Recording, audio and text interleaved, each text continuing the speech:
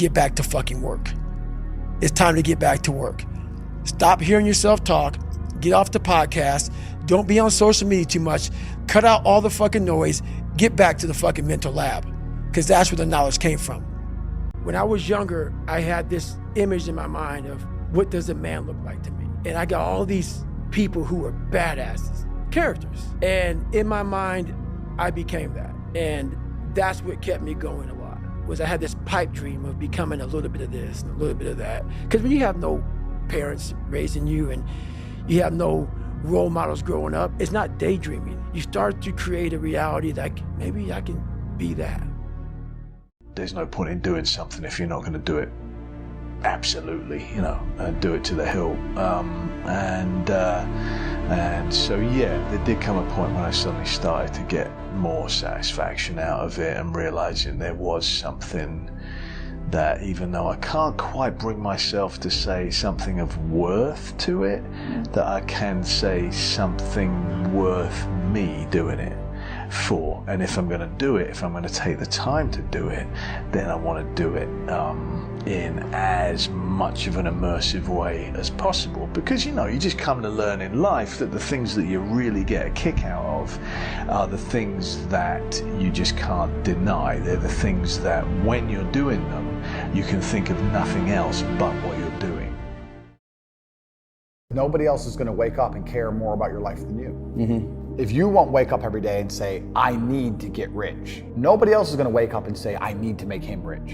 Nobody else is going to do it for you. So if you don't think it, nobody else is going to think it, which means nobody thinks it. So it's down to you, right? Only you're the only person on the planet who can think it. And I always knew, I never doubted for a second I would be what I am. I knew I would be rich. I just knew I would be rich and be free and be able to do and say what I wanted.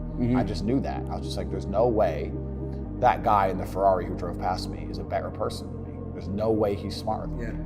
And I was not arrogant, because arrogance prevents you from working. Arrogance goes, I'll make it. Arrogance is to people who go, my ship will come in later. Arrogance is to people who watch Love Island and go, I'll be rich later. That's arrogance.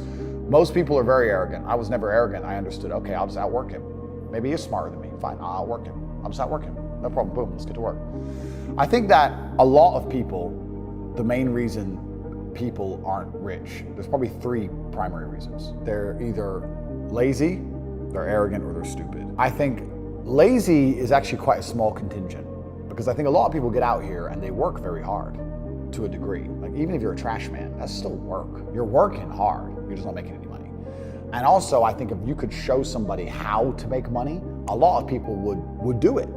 I don't think they're that lazy. If you say, look, press this button for money, they're not gonna go, no, I can't be bothered. They're gonna go, all right, okay. They're just lazy to find out how, perhaps. But once they know how, they'll do it. Stupid, I think, is also a very small percentage. I think that stupid is a small percentage, because I don't think that IQ, in fact, it's been proven, IQ has nothing to do with how successful you are. Very rich people, very smart people are broke. Very dumb people are rich. So I don't think that stupid is the reason people aren't rich. The reason 98% of people aren't rich is because they're arrogant. Controversial take. You really can solve a lot of male problems by getting in shape and making money.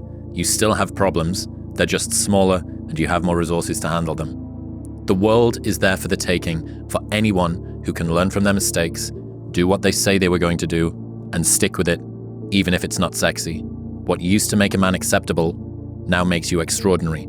The bar for winning has never been so low. Show me two groups of men that need to learn a new skill or achieve anything, where the men that are in shape and have learned to make money do worse than an identical group of those men who are out of shape and have not learned to make money. And it's a skewed, purposefully test, because the skill of getting in shape requires many other skills. The skill of making money has many other sub-skills. And so the real question is, give me a group of more skilled men and less skilled men, and I promise you the more skilled men will do better. And so for anyone who gets offended by that, you're a moron. And so the idea is all men and women benefit from learning more skills. There's no world where being more skilled hurts you. What about the bar for winning has never been so low? If you think back to college when you were a freshman, you think, wow, this is so hard or whatever. And then by the time you're a senior, you're like, man, these kids are so soft. And so we remember things as harder than they were. But I also think that there is a thread of reality, which is that the younger generation is softer. And I think we are softer than the generation above us.